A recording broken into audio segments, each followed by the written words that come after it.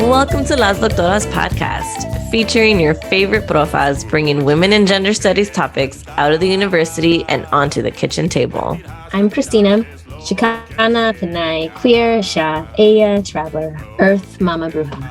I'm Renee, Mexicana, Tejana, Chicana, she, her, ella, Mama Bruja, scholar and scribe. Together, we are the academic and word brujas creating revolutionary spaces outside the walls of the ivory tower to cast spells, read the ancient texts, and tell our sacred stories.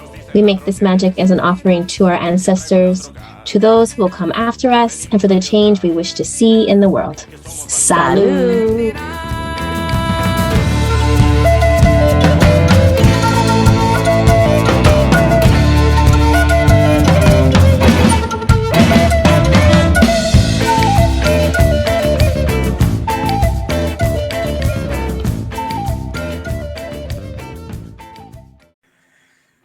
Hello. Welcome, everyone. Welcome to Las Doctoras podcast. I know this episode, it is episode 58. That's right. Almost done with season 5. We're really excited and we're already excited to plan season 6. So we're going to dive right into this episode and have our guests introduce themselves. I feel like we're going to end the season with a bang. This is going to be a really fruitful and important conversation for me. If anyone's watched my Instagram and my reels and how frustrated I was with my experience of going through hiring processes, I decided not to blow things up and instead have a conversation. And I think it's beautiful how these two people have come into our lives and how they have provided that for you. Could you just tell us just briefly, like how you got to know our guests? So I mean, we all have kids at the same school. Yes. Which I think is a testament to, maybe the school, but I think, just our investment in our kids' education. Yeah. And, I just think that, a lot of the parents are really amazing, people. And working with you all in terms of like equity issues at the school, which when I sit and listen to you all, I'm like, oh shit. And this is why when this was happening in my life, I was like, oh, Candice and Maria are the perfect ones to talk to like bring me down to earth or to validate like what I'm feeling. Cause I think that's a big part of, I was feeling like maybe it's just me, maybe I'm just bitter, and so like, how can I, reach out to people who know better and say like, yeah, what do you all think? What's your ideas on this? So and I think again, thank you all for being here. Things up in our own way, by the way. This is our own way of we deconstruct and then reconstruct. So it's very exciting. All that said, please, would you both introduce yourselves? Should we start with Candice? Yeah. Sure. Happy to. Hi, I'm Candice Dickens-Russell. My pronouns are she, her.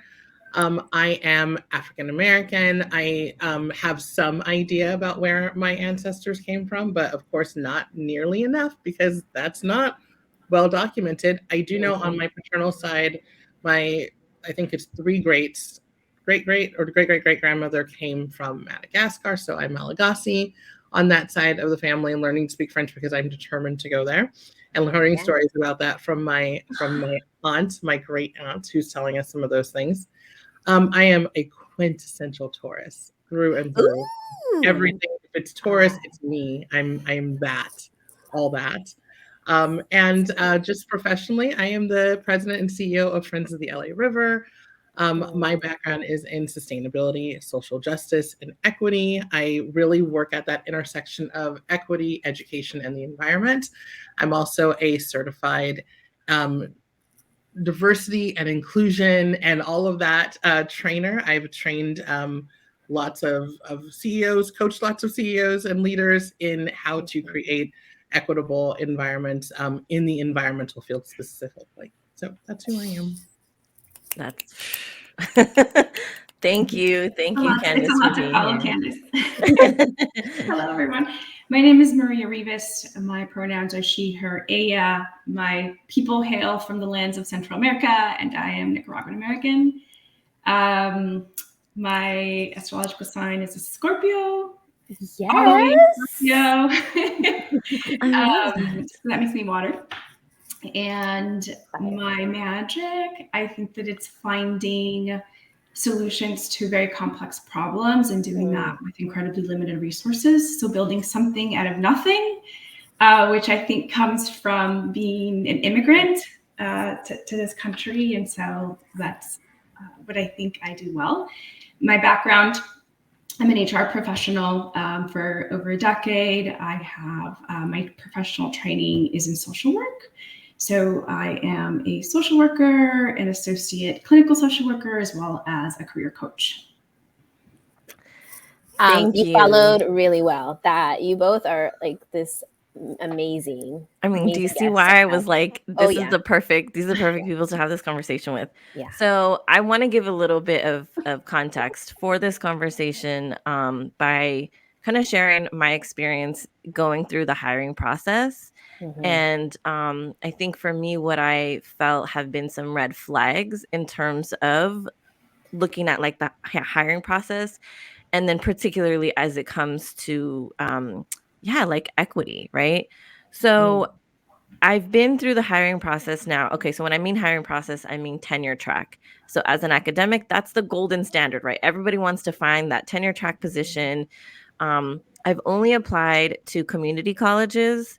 Christina shared earlier before we jumped on that she's been very clear about what she does and doesn't want in academia. And so, there's people in academia along the full spectrum, right? People who are not going to apply to tenure track, people who will hunt down that tenure track position until they get it. And I think for me, I've been a little somewhere in the middle, like applying when it feels good and then not when, I don't have the energy to do it. So that being said, I've applied to community colleges at least 5 times over the last 10 years. And in that process, every time I've gone in, I will say almost every single time I've gone in, I do all the preparation, practice everything, and I still feel blindsided. I still feel this pressure. I mean, it took me I've only applied 5 times over 10 years because it takes me that long to emotionally recover to be able to I could do this, because I'll be like, never again. And then another job comes up and I'm like, well, maybe this time. So I want to walk, listeners through the process and then kind of pinpoint where I have experienced and have seen some red flags, and then really ask, you all, Maria and Candice, from your perspective, are these red flags real? And I think, Maria, especially because I feel like there's such a lack of transparency between HR and the candidate, right? Like maybe the hiring committee, right? Who are not necessarily HR professionals, but have been given this protocol. And then but the actual candidate, the person coming and being interviewed. So for the most part, Renee, can I just say briefly, I just want to say, as you've told this story to me, and I've heard it and I love it and I'm here for it again, what I'm feeling right now is just that maybe reminded that with tenure track, all that thing takes so much time and effort. I don't know if I've experienced that level, but I think what you will be sharing will resonate with everyone, right? Because we've all been through a vetting process like this. And so I hope you feel like that energy, our energy, maybe like we get you, as you're telling this story. Thank you. I appreciate that. I love that. I'm like, I'm a Cancer, so water, and then Christina's Virgo. So we're all water and earth here. So when I've applied, a job listing will go out, and then they'll usually ask for a CV, a cover letter, your like unofficial transcripts, and then references. They may or may not ask for actual letters of recommendation. Usually it's just like, who are your references that we can call? So, and writing a cover letter can be tricky because sometimes they ask specific things, and you want to in this cover letter somehow encapsulate all your magic, in like a page or two. So that's already a thing. And then they will vet you that you meet their minimum requirements. So if their minimum requirements are you have a PhD in this particular field, then they're going to look at your transcripts. And, so they do that first round of vetting. And then I get a call because I don't apply for jobs that I'm not going to, pass the first review. And so they'll call me and say, okay, you're being invited to a first round of interviews, and they give me this time. And so they'll say, here's the time, but you'll have 15 minutes prior to this, to review the questions. So that means it's not really 10, it's 9:45. Okay. And usually any campus, if it's in person, you got to leave all kinds of time before. Anyway, so I get there, and I'm going to go according to this last experience I had. So I got there and they only give me 10 minutes prior to the interview. So I go in this room. It's like, it was a windowless room. Like, it's like a closet. Okay. And they, close the door. I had the questions and I was like, they gave me a piece of paper. So I was like jotting down notes. I had brought some of my own notes, right? And like in preparation.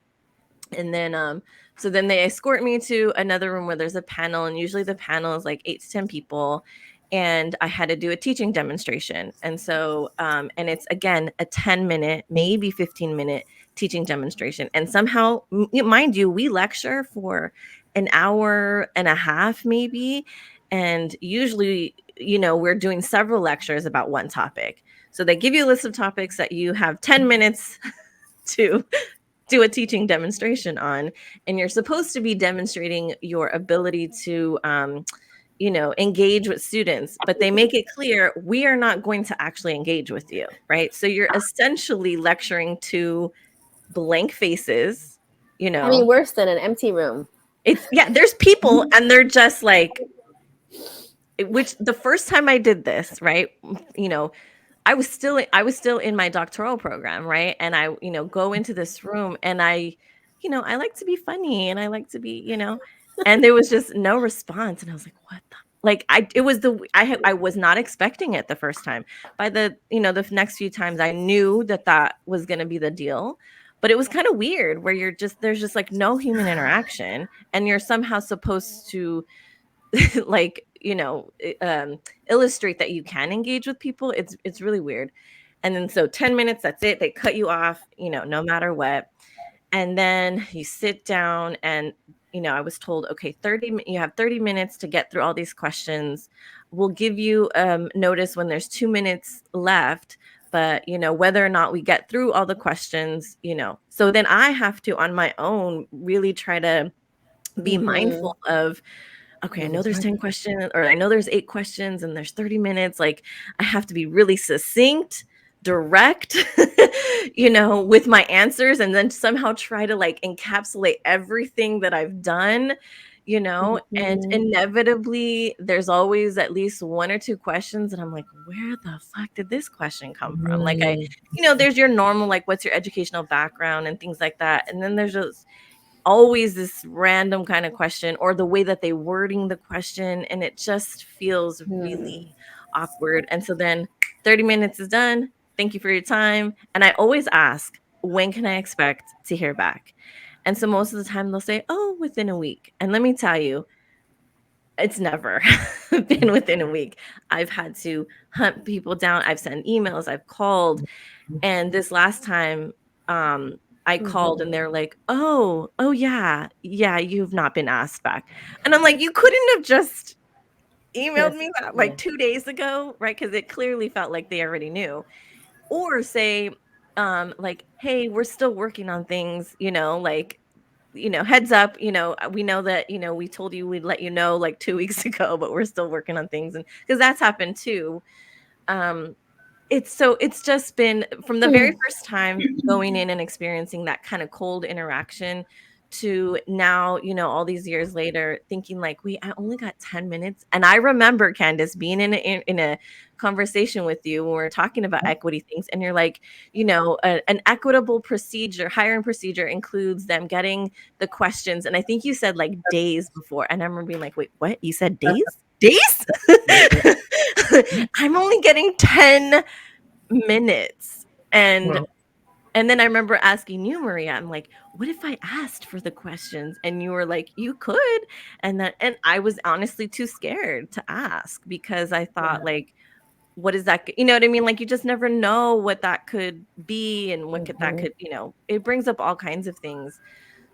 So that's been my experience, and I've been rejected every time. And then I never get any kind of reasoning for Feedback. why, Yeah. no feedback. And I think a part of me is also scared to reach out and then be like, well, so there's just this, and it just feels like this very ugly experience every single time. And it's been this way for a really long time. My brother is in academia. He had the same experience. Mind you, he was denied tenure twice. That's a whole other conversation. Story. Yeah.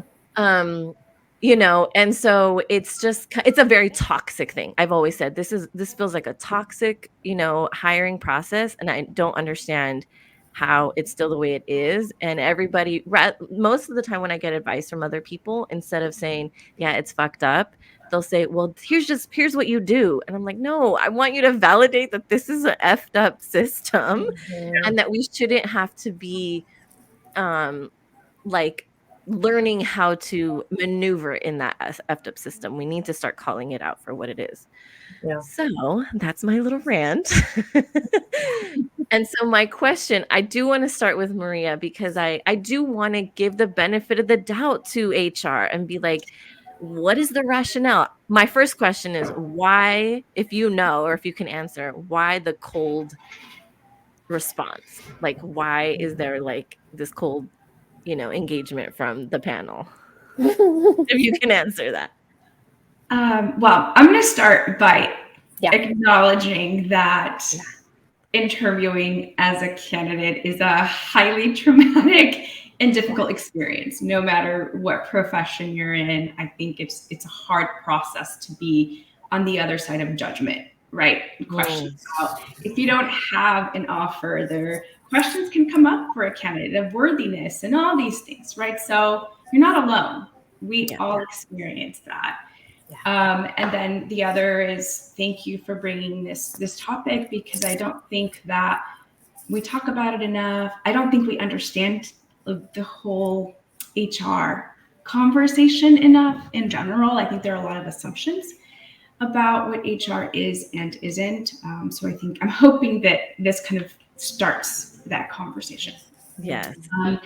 In terms of why does it feel so cold, right? I don't have an answer to that. Okay. But I think that if we go through what the process is, then maybe we can understand that a little better.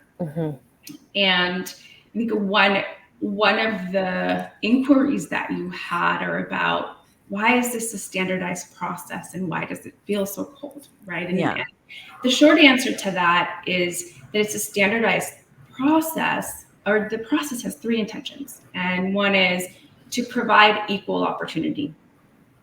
The second is to provide standard processes for hiring committees to follow. And the third is always to minimize legal risks for institutions. That's also important, and hopefully we can talk about that a little bit. But the standardization is intended to create fairness and transparency. And it's funny that you use transparency in your conversation, because the intention is the process for a transparent process, to facilitate equal opportunity by establishing minimum qualifications for a job, including academic credentials, years of experience, research, covered all of that, right? So those standards really help create a minimum baseline for who qualifies for this job, and you covered that.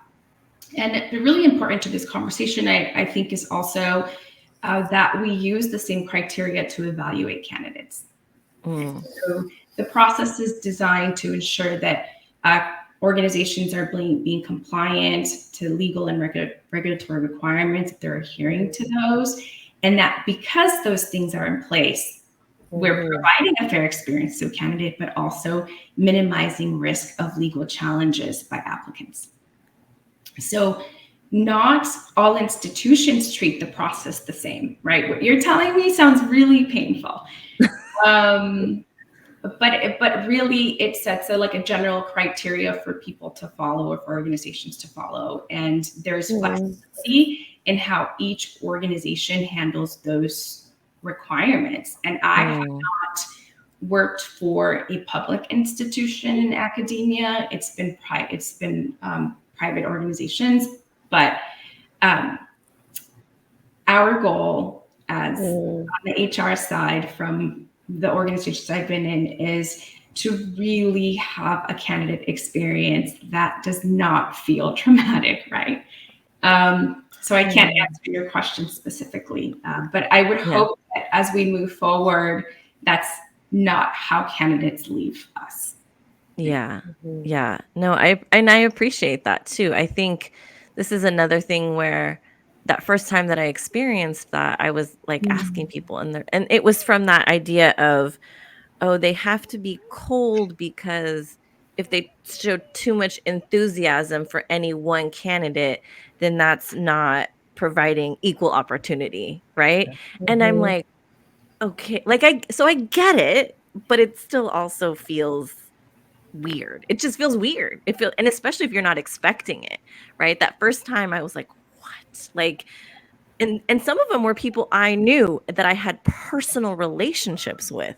I mean, I had been out like, partying with them and I'm all of a sudden we're in this panel and they're just like looking at me like they've never met me before. It was very strange, That's what happens to humans when they try to be like robots, right? It's weird. It was weird. It was weird. And if you're not expecting it, it's kind of sad. I think that's a misinterpretation of what standardized compliance means, because as a recruiter, right, I want you to ask every candidate the same questions. That every candidate is going to answer those questions differently, and they deserve follow-up questions. It just makes a more robust understanding of who that person is. Otherwise, it's so rote. Like, sure, I'm a great communicator, but I can tell you that I'm going to miss things that you're going to need to know for your job requirements. And so in order to get past that and really provide a robust interview experience for both parties, it's about follow-up questions every time. I think I've only been asked follow-up questions, and that's only after they've gone through all the questions. And if there's extra time, then I'll get like, I think in the 5 interviews I've done, I've gotten like 2 follow-up questions and they're just real short. And again, they're like, oh, well, we only have a minute, Okay, Candice, I want to hear you chime in. Tell me your thoughts. I listen to Maria. I agree with absolutely everything she's saying. What I'm seeing here, what's clear to me is that this is an effort. So I'll just say this. In my work as a consultant before I went back into the environmental education world where I am now, I spent a lot of time helping environmental organizations mostly do this sort of work. They create equitable hiring practices, look at equity strategic plans, that sort of thing, and just coaching and spending just tons and tons and tons of hours with HR specifically. And what I would advise is just there are these best practices in how to hire someone, best practices in how to be compliant, how to be equitable, how to treat every candidate the same. What you're describing are those practices run amok. Like someone goes and like turned it up to 11, right? If you know about that, they have lost it. So what I'll say to that is this idea of a panel. Yes. You don't want one person making this decision by themselves. That's a best practice, right? Having a hiring panel of 10 people. I don't know where that's a best practice, but not anywhere I want to go. So run amok, right? It's a good idea. It's a best practice, but they've notched it up. Another one is treating every candidate the same and giving them the same questions. And what happens is that people have their biases, right? And when someone walks through the door, people have already made up their minds about that person. What if they relate to them, if they like them, if they think they'll be a good fit, which is in this whole process, right?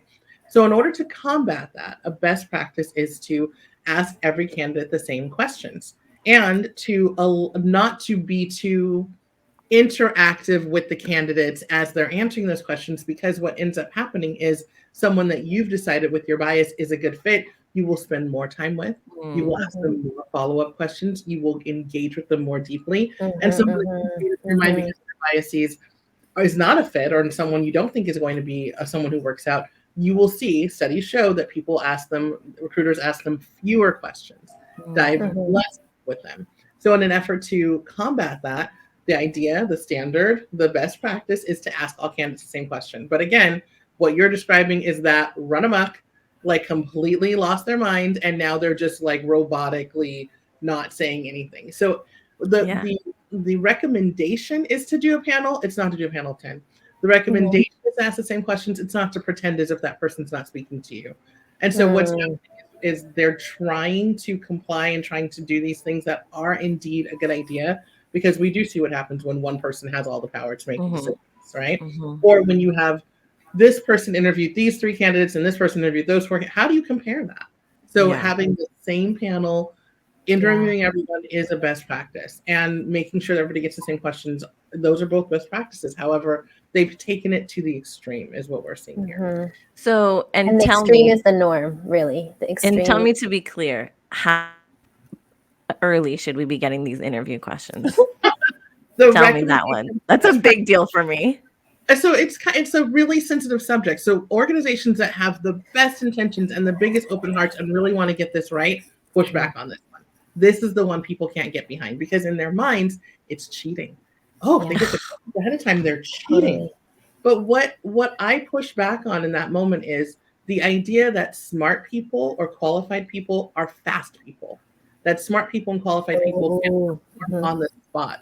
This is not equitable. There are lots of ways of processing. And if you've ever been in a conversation and then later on driving home or in bed or in the shower thought, oh, I wish I'd said that, that's what we're talking about. That's what we're talking about here. Because if you have the questions ahead of time, you have a chance to practice it. Not to cheat and go online and find the answer. What kind of questions are y'all asking? It's not about that. It's about giving people who are neurodivergent, people who are slower processors, people who just need a little more time, people who are introverts, an equal opportunity. It's a myth that smart people answer fast. Oh, that's good. It's good stuff. 2 things is, yes, the whole cheating thing. It's so interesting because especially in the last like 3 interviews that I've done, a big question has been, how do you integrate equitable practices into your pedagogy? Which I laugh because I'm like, you're asking me how I do that, and you're not even really demonstrating that, in this actual hiring process. Because, any educator knows, I mean, and I in the last 10 years, right, that I've been, an educator at the college level, that, when students, it is a right for them to ask for more time on the test, right? And so it's just a thing, right? Like, oh, they need more time. Okay, you get 3 hours instead of, an hour and a half. The interesting thing that always gives me a red flag about that, why I've changed my policies as an educator around testing, is because that actually requires the person who needs the accommodation to go out of their way. They have to take an extra, and sometimes it's multiple steps. One, they have to feel brave enough to go to an office of students with disabilities. They have to usually provide some kind of proof of their disability, of whatever it is they need. And then that person will send to the professor, and then the student still has to follow up with the professor, like, hey, did you get my accommodation? And then, so it's just like, it's a lot of running around. So for me, after all this I just did that process. I'm just like, let's just, how much time do you need? 3? Okay, everybody gets 3 hours. Like, I'm not like, that's just too much. And so I really over time have tried to build equitable pedagogical strategies within my curriculum, so that people don't have to go out of their way to get that. And again, it does often. Maria and I were just talking about this yesterday, that, that idea of cheating. I remember when I was a TA in grad school, and I would give my students not a cheat sheet, a study guide. And other like TAs would be like, oh my God, that's cheating. And I'm like, they still have to go take the test. It's not like I'm giving them the answers, right? But there was this notion of like, well, they have to, it sounds like hazing, right? Like if we had to do all this the hard way, then they should have to do it the hard way too. And I'm like, no, actually, I don't want them to do it the hard way. I want to set them up for success. Renee, let's imagine someone's not listening or listening to our podcast for the first time. Can you tell them what the jobs are that you're applying for? I think that you didn't say that at the beginning. And I think that actually is significant, right? You're talking about it is significant. Mhm. I've only ever applied to jobs within my field of expertise. So they've all been, the last 3 were in ethnic studies. The very first one I applied to was history with the specialization in Latin American history, which I won't even get into how that one went. I will get into it. A white woman got the job. Anyway, so and then the second one I applied to was a Chicano studies. So they've all been within, these ethnic studies fields. And And that is an indicator. The fact that you're only applying in the fields that you are 100% in, that's not what men do, right? We know from studies that when women will apply for a role when they meet 100% of the criteria, men when they meet about 60 or so. And that is so funny to me because you said that at the beginning and it just like pricked up my ears. And I'm like, this is how we are. And you feel very comfortable with that. Like I'm only applying for things I know I'm 100% overqualified for. Whereas if you were a man, that wouldn't be something you're thinking. And let me tell you, so I don't know in these last 2 ones who've been hired. I'm keeping my eye on it, but the time before, so this was in 2021, I remember thinking, if a man gets this job, I'm gonna be pissed, right? Like, and sure enough, a man got the job, and I was like, mother, like I was just because I was like, if anyone else gets it, like I'll be okay, if another woman or woman of color gets it, like I'll be cool because I want to support. But I was like, if a man gets it, especially anyway, I don't want to get into it because Renee, other people in our field know who I'm talking about, so I can't go too. You bring up a really good point because part of having best practices or standardized hiring procedures is to minimize legal risk. We talked about that, right? Yeah. But the issue is that you had a bad candidate experience. You're pissed. You're telling 100,000 people about how pissed you are about it, right? And there's an attorney somewhere that's going to say, hey, Renee, have you considered going for a discrimination lawsuit because X, Y, and Z, right? And those things happen in academia often. So there are lawsuits consistently coming in to employers, but specifically universities, because people are saying, hey, wait a minute, like I met the minimum expectations for the job and I didn't get a call. Or I know I was the most qualified person because I know who got hired, right? And I know that was more qualified. So those, by having standardized practices, in theory, the university can say, hey, look, we followed all of the rules, and here are the interviewer notes or whatever to justify why we hired the right candidate. Maybe it's because they were a better fit, right? Who knows what that justification is. This whole conversation is about why, as an HR partner, I really try to minimize biases and push for standards so that Renee's not suing me, right? That's right. And it's, this whole idea of standard, and this is why I say too, like it gives me standardized test vibes because I felt like you said, Candice, I'm feeling for our high school selves, taking all those standardized tests that we had to take. I only took the SATs once because I was like, this is as good as it's gonna get. Talk about trauma. But I kept thinking, are they testing me on, like you said, Candice, my ability to answer this question quickly, or my ability, or the content of my answer itself? Because that's what it felt like. Yep. And for me, that's where questions get to be suspect, right? That's where there's tests where you're like, if you're asking me, what can I possibly cheat on if you give me the answers ahead of time?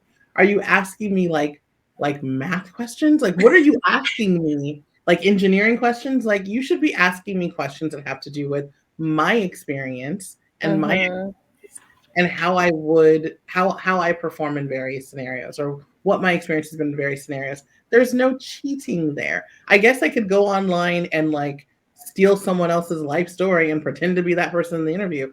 But really, like, this is about giving people who everyone is different. Everyone's brain works differently. People need different processing times. And again, if you've ever thought, oh, I should have said that instead of that, that is why we do this. That is exactly what happened, because you're kind of just in this haze in the interview, and then you leave. And I remember like either calling Christina or calling my husband or my mom, and I'm like trying to download like what my experience was. And then I'll go through, I'm like, oh, how did I answer that question? Oh, I missed saying this, or like I should have said this. So then when I didn't get the job, I was like, oh God, is it because that one Because of thing that one question, I right? didn't say? Yep. And it gets, and this is having that experience, right? That after experience of like, oh, I didn't get to say this, or maybe I didn't word that right. Like it reminds me, why are we not, like, we're giving students these equitable procedures. Why are we not giving the candidates that we're hiring? Like that's a really like big disconnect for me. And yeah, the idea of like you're testing me on my ability to like answer this question on the spot. And the other thing that from the very first experience, there was always like, it felt like there was this random question, right? And I'm like, where the F does this question come from? And how would anybody not off the street, but like know how to answer this question if it wasn't worded, like it just always felt like, oh, somebody knows the answer to this question, and so it's going to allow that person to shine because they already, like, that's what it felt, that's what my intuition would say, is like, oh, they already know who they're going to hire, and so they're creating these questions for that person. And more often than not, when I've talked to people who've been on panels, they'll say, again, this is all behind closed door conversations, but they'll say, yeah, we kind of have a sense, that's usually the thing. And I'm like, well, then why take us all through that? So I think to hint on that a little bit. So typically for the hiring process for faculty, as I understand it, it's faculty committees create interview questions, right? So there's a group of people that get together, create these questions. The committee chair reviews and usually approves along with the department chair. So, there could be some truth to that, maybe a lot of truth to that.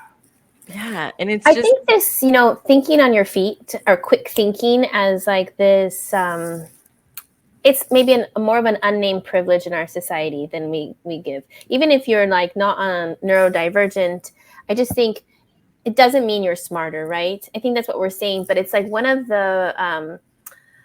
these prejudices in the world, like that we don't name. And I think it's important to name it here, as we are.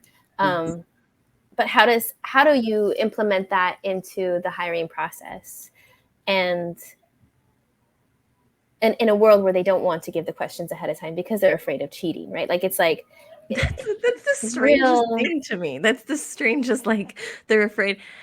But they're also just assuming that you should be able to think on your feet like that. Just again, thinking of high school, of like, I think you would have done really well on this interview straight out of high school. I think because that's what we were trained to do, right? I think I'm a very good interviewer, by the way. Like, I have no doubt. I think they're doing the bare minimum of like, on one hand, they're doing way too much. And on the other hand, they're like, well, we know that giving questions at a time is the best practice, but we're afraid of cheating. So we'll do it for 15 minutes. And so they're doing like the least amount to somehow to help you. Right. I mean, yeah. Oh, here's another experience that I love sharing.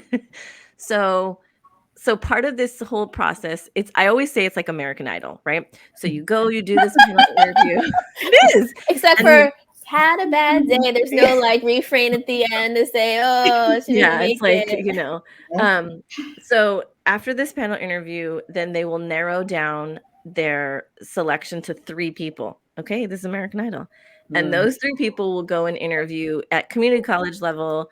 They'll be interviewed before the president of the school. At a Cal State level, usually you actually go do a visit, and you'll spend a whole day with students and professors and departments, and you'll kind of but again, because I've only done it at the community college level, so I go and interview with the president and a few other people, usually like higher ups, vice presidents, blah blah blah. So the first time, so I've been to the final 3 twice. Clearly still didn't get it. So the first time that I got to the final 3, I walk in and it's all men. It's like 4 or 5 men who are like 6 feet tall, and I am all of 5 feet. Yeah. Immediately I felt intimidated. Mhm. It's probably to this day the worst interview I ever had because it was just this, and I thought in my head, nowhere did y'all look at each other and think, "Hey, maybe we're," and of the 3, 2 of them were women. So I thought no one thought like, "Hey, maybe we should have a woman on this panel, to offset this." Mhm. And that was only 10 years ago. That was only 10 years ago. We're Right. not talking this was in the 70s, right? Um, Right. and so that was a big thing. The other thing that's been interesting is I've had to do written portions for this interview process, which I also thought was weird because I'm like, I'm not like I'm a scholar. Like, why do it was really strange. Like, sometimes Mm. they'll ask for a writing sample, and I get it, but it was like I had to take a written test, and it Five was paragraph usually essay, kind of yeah. like. Oh, yeah, Oh man. it's usually a question in your field. I guess it's to prove that you know what you're talking about, Wow. um, but Do it you was submit like a dossier with like samples of your writing or your publications? Is this not part yes, of we as adjuncts, every year now we're on 3-year contracts at the Cal State, but every year we have to do a review. What is it? RTP, review tenure. RTPC? Yeah, and so we have to turn in all we have to turn in our updated CV, any publications that we've had, syllabi, what is it called, student evals. Like, we have to turn in this whole, like, yeah, a whole portfolio of stuff. So we like it's there, but oftentimes they're not even asking for that stuff, which is So I also really strange. that reminds me of an article by this really talented journalist that is a friend of mine, Jennifer Coe. She is now the editor of the Chicago Sun-Times. She's the first woman and first person of color to hold that job in its 178-year history. But this Wow. article is about like the true cost of the job search and like this, and you can Google that true cost of the job search, Jennifer Coe. Oh, And it talks about this exact issue. And I'm actually quoted in the article because she interviewed me for it about the equity problem inherent in how much you're being asked to do for these job searches. There's lots of performing, there's lots of filling out documents and forms, and just hours and hours and hours. And who has the resources? Who if you're can looking for a job. yeah, who can afford both emotionally and logistically and just from a time perspective, from a financial perspective, to invest that kind of money in Yeah. and that just invest period in that process. It's really difficult. And so there are a few people in the article that are quoted about just how much time it took to perform and to put together these presentations, and this is all unpaid labor that we're putting together to do this. And so this is a conversation that's being had, that a lot of people Yeah. who are in the job market are having these similar experiences where the ask is so high. The ask is so in depth in terms of what they need you to do, and yet there's not a lot of support for making sure that you have the resources to do it. I was going to ask you, Renee, how much time do you think you've invested in an application process? Oh, yeah, totally hours. I mean, one, it's like anytime an application has come out, I know I have to schedule time in my day to like fill out the application, to update my CV, to write the cover letter. And then the cover letter usually takes a minute because I'll write it, I'll send it out to all my friends and say, "Hey, what do you think?" And then come back and edit, and then prepping for the interview, which is to me always the hard because I just get so nervous and I get so like there's so much anxiety around it. So oh yeah, it's tons, and again for no guarantee Right. of anything. And then I think for me the hardest part is always the waiting, and this is why every single time I always ask, when can I expect to hear back? Because then it gives me an anchor of like, Right. okay, I'm not going to worry about it today, I'm just going to let it go, wait till they say Friday, okay, I'm just gonna, and then Friday I'm freaking out, but then I don't hear back Friday Yeah. and the weekend goes by. The best practice Here's is to let people know. That's like best practices is to have a timeline and disclose that timeline at some point in the process so that people A don't have to ask that question and B But they don't they have to say wonder. even when they've said that, even when I've been given that timeline, it never happens. That's It all. never happens. I have a couple of things on this end. Yes. Okay, tell me. Okay, so to your first point about the all male panel, I think you said it was for your first interview, and subsequent comments, I think that that's where HR professionals really must have a seat at the table in an organization. They need to be advocates for organizational change. Really need to be savvy about what the world is happening like today, right? What you're talking about, that interview process is like, I don't know, 3 decades ago, right? Mad Men. It's like Mad Men. An absolutely different place. And I don't know that HR people are always given us the table, that they're always prepared and courageous enough to do that. And so for me as an HR professional, that is critical. Like if I work for you and you can't give me a seat at the table, it's not going to work out, right? Like that needs to happen, because we are really responsible for creating process and making sure that it fits with what the community needs internally as well as externally and externally in the candidate experience. And so in my recruitment teams, like it was always really critical. You touch a candidate, you get back to them. Like that is a minimum expectation. And I get that that is a really hard expectation, because some recruiters are handling 100 recs, right? They're touching 100 different recs with hundreds of candidates on the back end. So I get that that is a tough ask. And that's where also organizations need to look for, how are they spending resources on HR, right? HR, yeah, we don't create money, right? We're not bringing you revenue, but we are bringing you revenue. Because if we're decreasing or increasing retention, if we have a happy work culture, blah, blah, blah, so on, right? You win.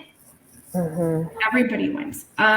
So I think that that's a really important acknowledgement. Like HR people are overburdened with the expectations of what they are to be doing. We're looking at recruitment, looking at culture, looking at payroll, looking at leaves and disability and workers' comp, and I'm forgetting a few. It's a really large umbrella that HR is responsible for, and that's where leaders play a role in pushing change and positive results. Because really, there's nothing worse, Renee, than like a pissed off client, in this case, Renee, who's bringing this conversation about where she applied to this public platform, right? That's terrible PR. Terrible PR. And I'm glad that you're doing it, because it's a conversation that needs to happen. But the whole point is, my job as a recruiter is to minimize that and create a positive experience for you as a candidate. And how I'm going to do that is that you felt successful, even if you got the difficult news that you didn't get the job.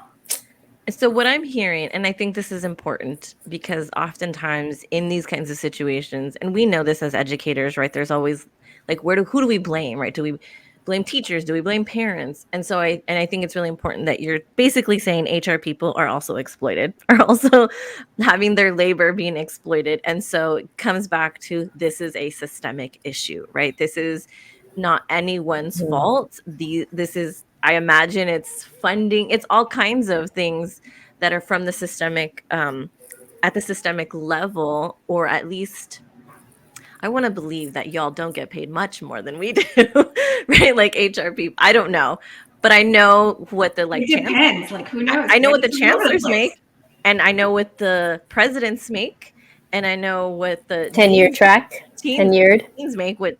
and even tenure track professors are still not making what the chancellors, and like they're making high six figure. We're not talking like low six figures. We're talking high six figures, and and yet we're the exploited labor of the university. Like you said, we are bringing in. I mean, because I feel like adjuncts, TAs are definitely the bottom of the barrel, but adjuncts are so exploited, and yet we're the ones in the classroom with the students, right? We're the ones, like during COVID, when we went back to campus, putting ourselves at risk, right? Like we're the ones who did the work of going virtually, during COVID, but we never saw the any kind of compensation for that. Very little compensation for that, or like 1% raise. But Anyway, but so that's what I just want to validate that, right? That I think what I'm hearing is that HR people are also being exploited by this system. And so it's kind of like everybody's hands are tied.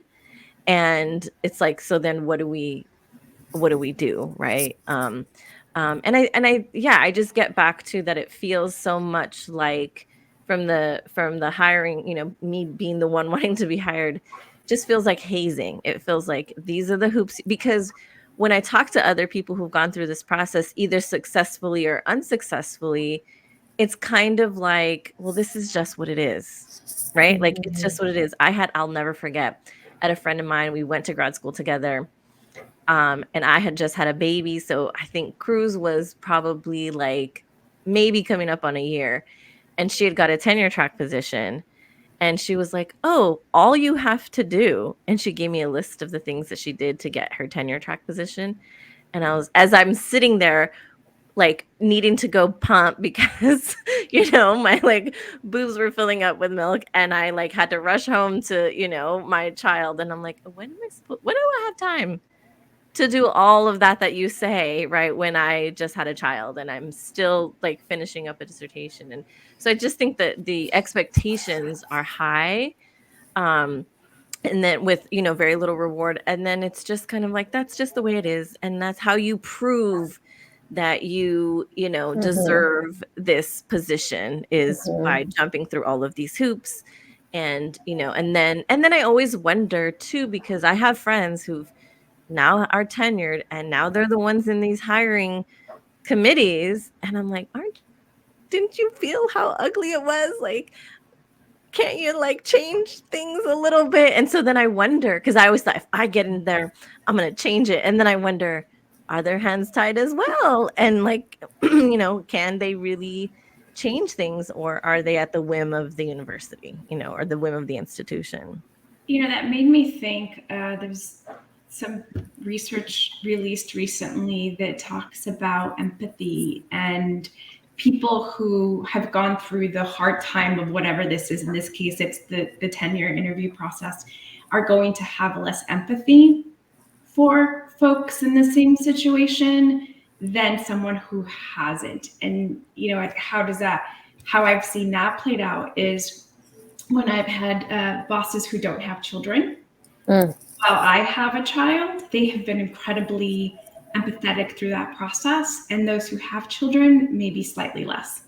So I'm like, oh, well, I can at least relate to that. And maybe that's something that they're experiencing. They can't have empathy because they paid their dues. They want you to do that too. Yeah, that's the idea often, is like, well, we had to suffer through this. So, that's how you become successful, right? Is by jumping through all these hoops and proving, you can be tortured and and all of that. Yeah. I feel really validated, I have to say. Yeah. Basically, you both said that this experience that I've had is it's these policies run amok. Like, that just makes so much sense to me, in that they're attempting to do these things. And so maybe this is coming back to the, like you mentioned, right, Maria, that there's lawsuits. And I mean, we know this within the medical industry, right, that there's procedures just because they're avoiding lawsuits. And I get it. Like, I am a very empathetic person, so I always want to think like, I get it, okay.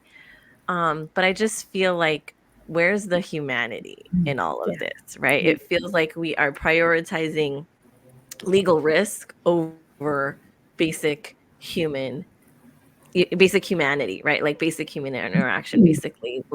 I always think, like, when I'm not getting the not the feedback, but like the responses, whether or not I got the job, and I'm like waiting. I'm like, don't they know What it's like. Yeah. what it's like? And can't they at least, from their human part of them, say, hey, by the way, we're still working on things, we'll keep you updated. Like, I'm like, is there harm in that? Is there harm in just saying like, hey, we're still working on things? Here's what I'm hoping. So with the sheer volume of like HR professionals, recruiters, DEI professionals, like all of these people that have been laid off by these large organizations in tech and such. And if I'm just following my LinkedIn feed, it's like, I applied to 759 jobs. I had, 439 interviews and I don't know, 700 rejections and 1 offer or whatever it is. And they're like, I was ghosted by like 95% of the recruiters. Like, I don't want to be that recruiter. So let me go back to my seat as a recruiter and make someone feel at least heard and seen. Renee, I hear you. Thanks for your time. Unfortunately, we've gone in a different direction. Like, that takes 2 seconds, right? Yeah. Everybody deserves that. And so I'm hoping that as people, hopefully they're building empathy. Hopefully that research isn't totally right. And that they can build practices that are friendlier to candidates. Do I think that we're going to be at a place where candidates are going to be given feedback? I think it's too risky. Wow. I think it's too risky, right? Because then it's, did you give some feedback that's potentially some protected category or whatever that may be? So I don't know that we're going to be there anytime soon. It would be awesome if we can be transparent, but I don't know. Love the inside. Honestly, just love just knowing that. I'm sure, Renee, you feel what is that. the risk though? Like, are they afraid that if you give feedback that it could give them a leg up if they were to apply again? Like, is that the rationale? So let's say that it's we talked about being neurodivergent and like not. I don't think this is I think it's more of a personality thing, like being an introvert or an extrovert, right? Not being quick on your feet to answer questions. But let's say for an individual, it was a neurodivergent disability that kept them from answering those questions quickly. And in the feedback, it's, well, you really were not. We wanted some more prompt answers to the questions. And even if the candidate didn't disclose a disability, I think that maybe, and I'm not an attorney, right? But maybe there is something that can be claimed there about. I see. So I think something really simple and meant to be helpful. Like, I think that you should be quicker in your responses and more articulate or whatever. Maybe that could be misconstrued by a candidate and be like, oh, I was just discriminated because I'm different. Okay. Okay, that again, that makes sense. And I think that this is part of the reason why it's frustrating too, because over the course of applying and getting rejected and trying to get feedback, trying to figure out like, what can I do differently next time, and talking with people who've either been through the process or have been on hiring committees, it's just always kind of hearsay, right? It's always kind of like, well, this might be, the thing. And so again, this is why it feels like you're going in blind every time, because you have no idea of what the expectations are. And I that's what I go, again, what is the harm in saying, we just, I don't know, we want somebody who can do A, B, and C. And I've seen some calls that are very specific, right? Like, we want, a historian, but who does this very particular, very, very particular kind of history, and so that, to me, that feels transparent. Like, oh, you're clearly, want this kind of historian. But when it's just very open and general, but then, later on you find out, oh no, they wanted this very specific thing. It's like, why don't you just say that from the beginning?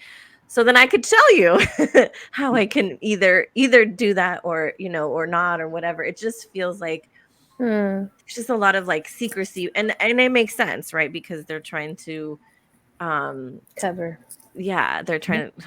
Yeah, but that's my opinion, right? That's my opinion, yes, my experience. What I would advise somebody on the interviewing side would be like, okay, well, let's document what we need to, and we'll let the candidate know we've gone in a different direction. And that's kind of keep it broad, because it's going to be less risky that way.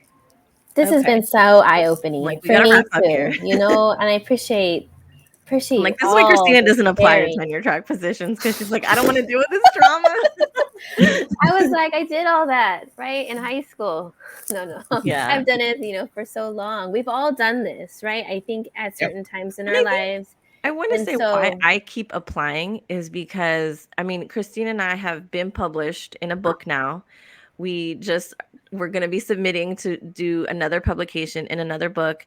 And I was telling her the other day when we were writing the abstract, and I was like, why?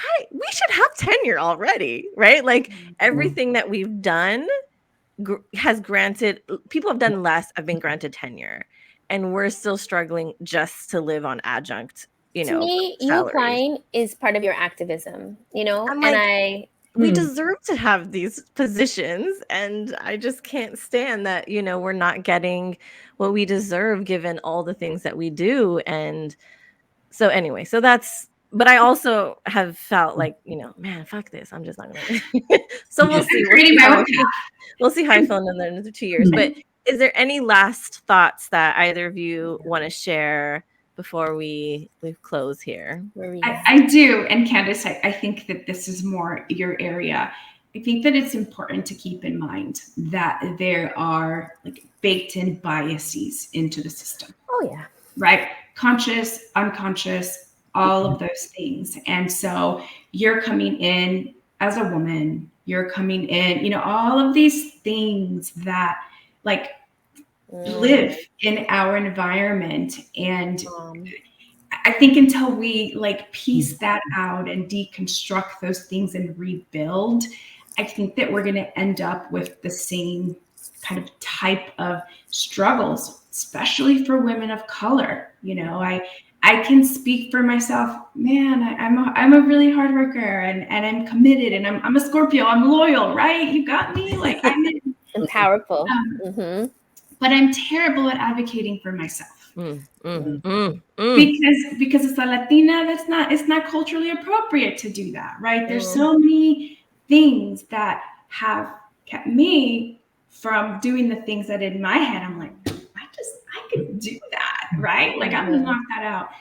Or advocating for myself and saying, this is what I want from this role. And I understand that now today, right? In my 40s, it took me a really long time to empower myself to say, like, I have a voice too. I'm not just the voice for other people, because as an HR person, as a social worker, right, I want to give other people a voice, but I had to find my voice too. And it's taken a lot of work to do that. And so I just want to acknowledge that it's not just, sure, there might be some things that I could be doing better and differently, but it's not just me. There are other barriers that continue to exist in the way to us growing in these standard or traditional organizations.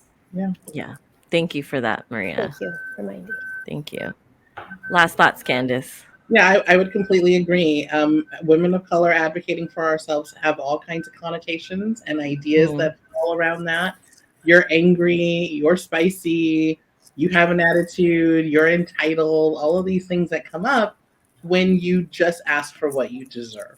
And that's really difficult. So I would say that even change is slow and difficult. These are organizations that read books. They understand what they're supposed to be doing to have equitable hiring practices. They're just not quite doing it right. And they're doing it in the way they think is best without actually getting feedback. And there's no feedback loop. There's no, they're like, oh, you need a panel? Okay, 20 people, let's go. Like, this is not. The more the merrier. Yeah. But even that is trying. Even that is a step in the right direction. It's not one person making all these decisions anymore. It's not questions on you in the moment. At least you're getting that 15 minutes. It's not enough, but it is incremental change. And so we have to continue to educate and push back so that we can have beyond this incremental change. So we can continue. This is a continuum. So I love that point that the change, and we know this at a larger scale, right? Change doesn't happen just because people really want to change. It happens when there is that enormous pushback. And I think that that's always been our efforts, is like, we want to put, and this is why I think we did this episode, is because this is our way of, using our platform to say, we need to have this conversation, and hopefully somebody in the institution listens and is like, maybe we need to get our shit together. Again, I think, Renee, I think you heard me say, but I think you applying is part of your activism too, and so thank you. Thank you for doing that. I appreciate it, I guess. We'll see if I do it again. All right. Well, thank you all. Thank so you much all. gratitude. Thank you. And loved it. Nice. Intro and outro song is called Foreign Fog by The Corner House, a band that features our dear friend Danelia Arechiga.